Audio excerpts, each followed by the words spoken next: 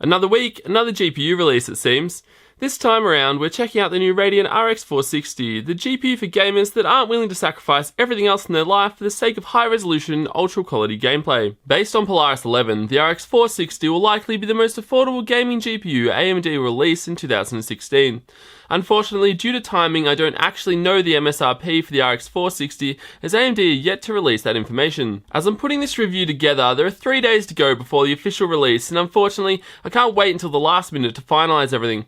If you're watching this on launch day, the 8th, I'm currently away in Bangkok attending an Nvidia launch event for a new unnamed high-end product, which I'll no doubt be filling you guys in on shortly. So keep your eye out for a video later this week covering the event and any other shenanigans I get up to while staying in Bangkok.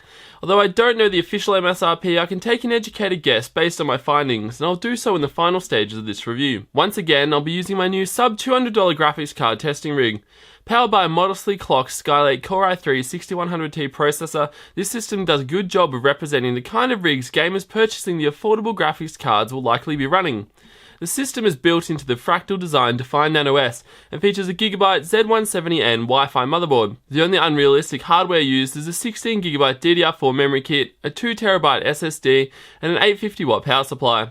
The 2TB SSD has been used simply because I need to install a heap of games for testing, and the 850W power supply is simply because I had it spare. Unfortunately, as was the case with the RX 470 review, I had very limited time to get this review done. So again, just 12 games have been tested at one resolution, though it is the extremely popular 1080p res. In the coming weeks, I'll be preparing a few RX 470 and RX 460 partner card reviews, and this is where I'll focus on overclocking performance. Although I'm using a factory overclocked Sapphire RX 460 for testing, it's been underclocked to meet the reference AMD clock specifications.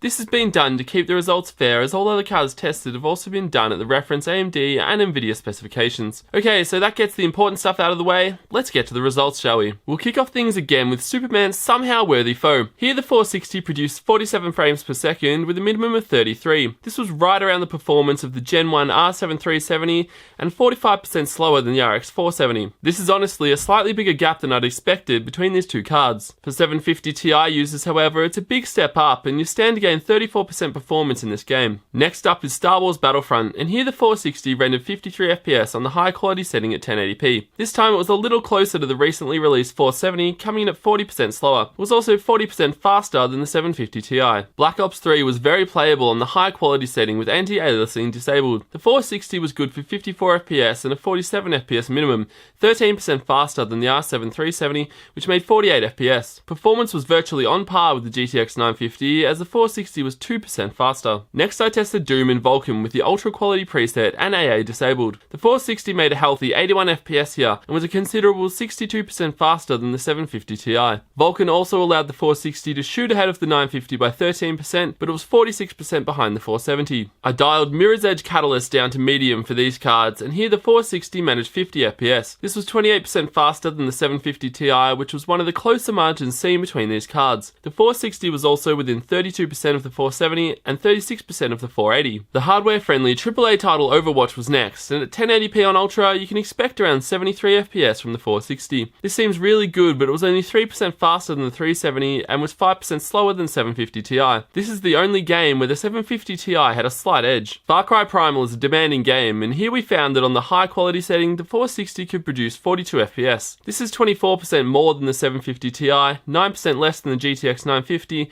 and 30% less than the R9 380. In our Lord of the Rings theme game, the 460 made 43 FPS on the ultra quality setting, which isn't bad.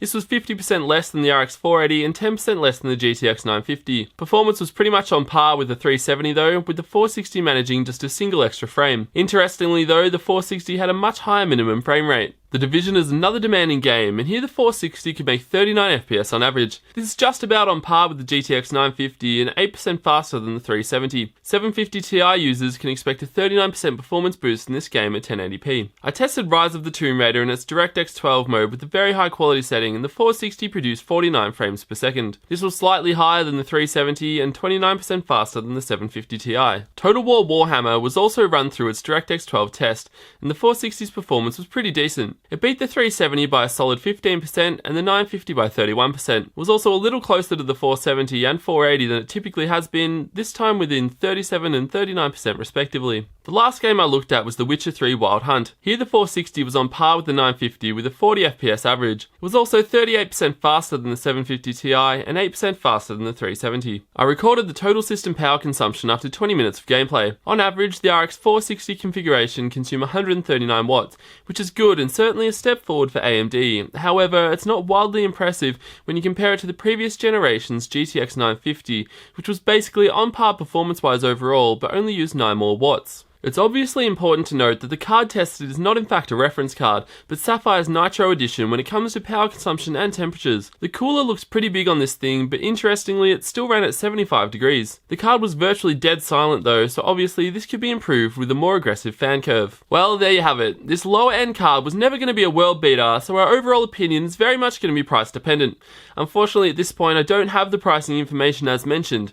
Before we make any conclusions and speculate on price, let's take a look at how this card compared directly with some of its competition. The RX 460 was overall 41% slower than the Big Brother 470, and I guess this was a little more of a gap than I was expecting. I'm definitely hoping now that this card comes in around 40% cheaper. Compared to the R7 370, the performance was really quite close. There's only a couple of outliers being Far Cry, COD, and Total War's DirectX 12 test. Aside from these, you shouldn't expect too much difference between these two cards, and the average overall was 3.6% in favour of the RX 460. Overall, the performance was on par with the GTX 950, though there's certainly some decent swings either way. Total War's DirectX 12 test was a massive outlier, and here the 460 was 31% faster. There were some games that favoured the 950 quite considerably too, including Overwatch, Tomb Raider and DirectX 12 Curiously, and Far Cry. The results were fairly consistent in comparison to the R9 380. Overall, there's a 30% deficit to the popular 380, and it will be interesting to crunch the numbers and see how the cost per frame works out. Compared to the GTX 960, the RX 460 was 17% slower on average. Results were also fairly consistent here, and again it will be interesting to see the cost per frame data. The RX 460 is shaping up as a solid upgrade for users of the 750 Ti. The average improvement seen was 33.6%, and Vulkan allowed the 460 to shoot ahead by a massive 62%. I'm still really looking forward to being able to compare all of these cards with other games that utilize low-level API. The only game where users are better off with the 750 Ti is Overwatch, where the 460 was 5% slower. So as I talked about earlier, the success of this card will certainly come down to pricing.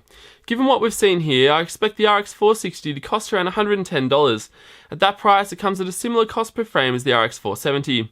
If it does end up being the correct price, it means that when compared to the previous generation R7 370, which I might add was a first generation GCM part, budget gamers are getting a slightly more efficient graphics card and saving $40 to $50 in the process. Overall, the Radeon RX 460 is a competent 1080p gaming solution, providing you're willing to dial down the quality settings a little in the more extreme AAA titles. What do you guys think? Let me know in the comments like you always do. I'm your host Matt as always, and I'll see you guys next time. YouTubers like me depend on your support to continue improving the quality and content of our videos. To support the channel directly, consider becoming a patron to also get access to a heap of cool rewards and exclusive giveaways. Also, don't forget you can check prices and buy the products I looked at in this video through the Amazon links in the video description below. Thank you kindly for supporting me and the Hardware Unboxed channel. It means a lot to me and I really do appreciate it, and in return I'll continue to work as hard as I can to keep producing the content you enjoy.